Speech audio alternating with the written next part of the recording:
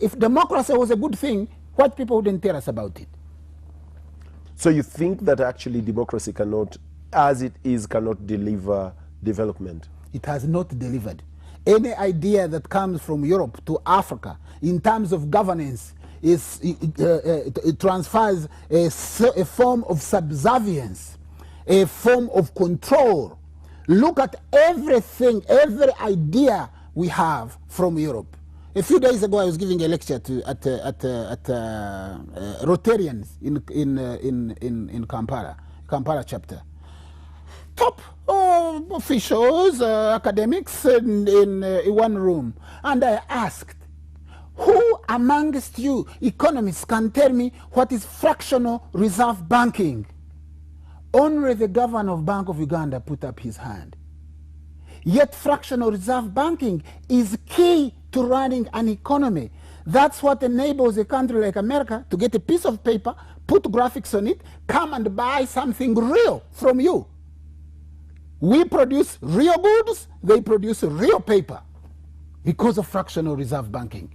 It enables a bank to come from outside, set up here with nothing, take up everything that you have outside and take it outside the country with nothing, exchange for nothing because of fractional reserve banking. Yet they hide that from you. The real thing, the real knowledge. So I think democracy in Africa, you can forget it. What do you mean? European style democracy, which doesn't exist even in Europe. To bring it to Africa, instead of looking for issues that need to take Uganda forward, like saying if we give a contract for building a road, the people who must perform that contract are Ugandans. The contract must go to Ugandans. If Ugandans but you haven't developed that capacity locally. Then we say you are contract, like they are building a satellite city in Karuma, you know that? Big city, both overground and underground. 4.5 billion dollars. You know where that money is going? To China. They should say, you Chinese, 20%, so that people can learn from you. By the end of 2 years, you must have transferred all your skills to Ugandans so they can take over. If they want to build another city in Nakasongola, then we shall have the skills. But that's not there. There are no votes there.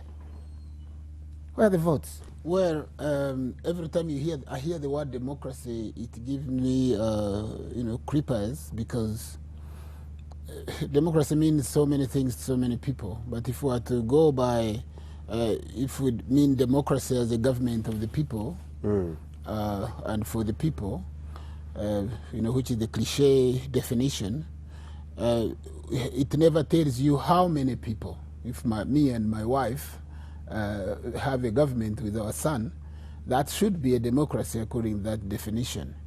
But I define democracy, my own definition of democracy is a tyranny really of the majority. Sorry? It's a tyranny of the majority, where the majority seeks to rule. But it's based on permanent opposition. That is the key thing about democracy and democratic institution. And it has never worked anywhere. When the British had their revolution, it took them 800 years to organize the first elections.